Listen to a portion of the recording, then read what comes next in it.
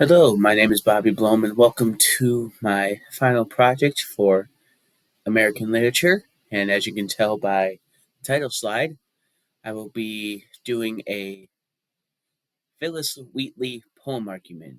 So basically, I will be talking about three poems and kind of tying them together. Okay, so for this argument, for this assignment, this is my thesis. The poems His Excellency General Washington, On Being Brought from Africa to America, and On Virtue by Phillis Wheatley show the culture and values of American life through her elegant words and personal experience.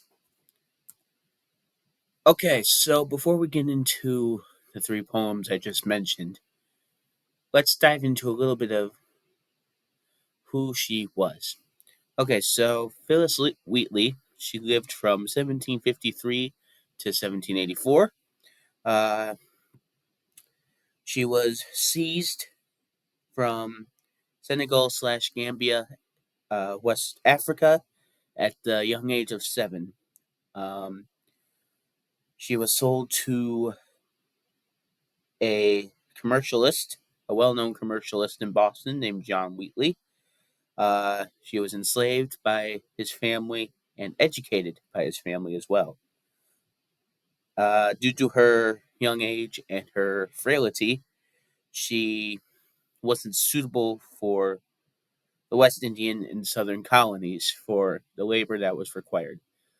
And the person who was selling her needed some money, so he sold her to this northern family in Boston. There, she was educated and she got into writing. And by the age of 18, she had a collection of 28 poems already. Um, her poetic style was, her poetic form, I should say, was of couplet, both iambic, pentameter, and heroic. Um, and her achievements in her writing style, right, and her poems were a big catalyst for the new anti-slavery movement that was coming up around her time. Later in life, she married John Peters in 1778, and like I said before, she died in 1784. So that's just a little bit of who she is. Now let's get into the three poems from her. So the first one, His Excellency General Washington. So this poem was written in 1776. This was the beginning of Washington's campaign against the British, and it was written for General George Washington. And when it comes to this poem, there are many good lines in it, but this is just a few. One is Columbia is another word for America. Columbia's scenes of glorious toils I write, while freedom's cause her anxious breast alarms. Another one was, and nations gaze at scenes before unknown, see the bright beams of heaven's revolving light. So freedom's cause. So this is kind of the main the main idea of this poem, right? And again, this was written during the start of Washington's campaign during the Revolution. Um, so right, it's kind of saying how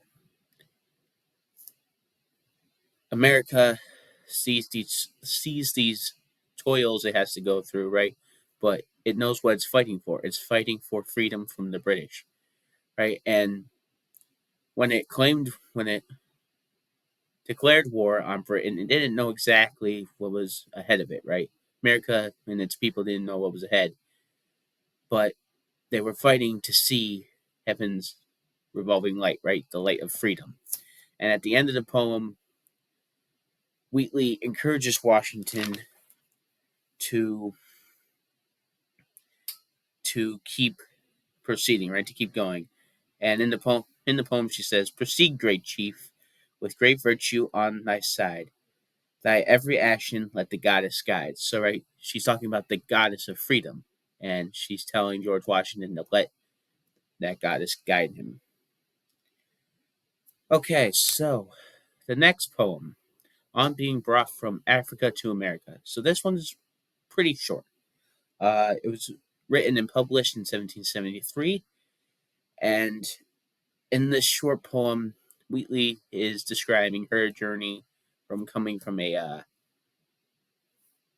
pagan country in Africa to a Christ following country in America, right?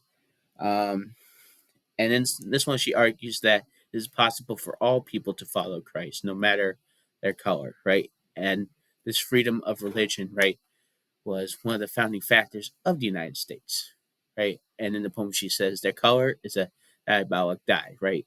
Basically saying how people argue that these African Americans can't follow Christ, right? They just can't. They're not able to. And then she goes on to say, once our redemption neither sought nor knew, right? She's kind of pointing out how she never knew about this freedom and about this faith that she could have. But once she had it, she was in it for the long haul, right? And despite being captured at a young age, she had the opportunity to learn about the Christian faith and to adopt it and to kind of take it as her own. All right, so finally, the final poem, On Virtue.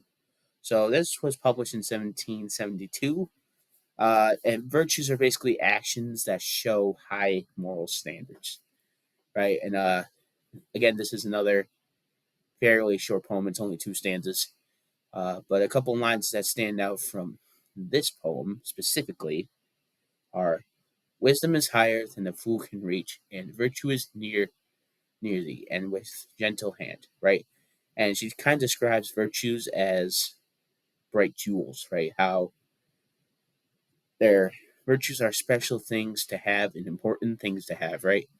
And having virtues or having these actions and having standards is an important part of not only being a person but being an American, right?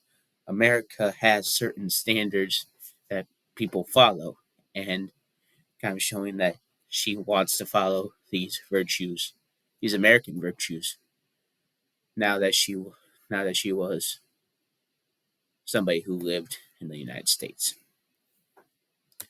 Okay, so tying them together.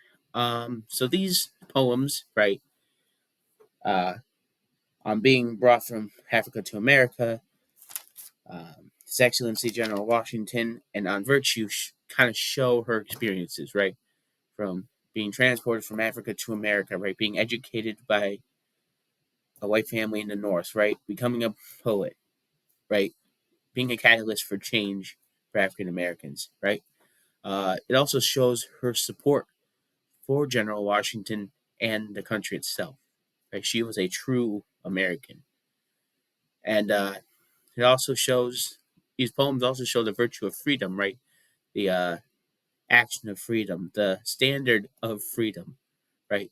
Again, freedom was a founding concept for the United States. And finally, the appreciation for having a faith, right? Again, Christianity was also a founding factor for America, right? It wasn't as big as the concept of freedom, but it was pretty close, right? So all these poems are showing her experiences through appreciating Christianity, right? Having a virtue of being free and supporting Washington and the country itself. So again, the summary, the poems, right? This is my thesis again. The poems, His Excellency General Washington, on being brought from Africa to America, and on virtue by Phillis Wheatley, show the culture and the values of American life through their elegant words and her personal experience. That's going to be it for this presentation. I hope you enjoyed it, and I hope you learned something from it. Thank you for listening.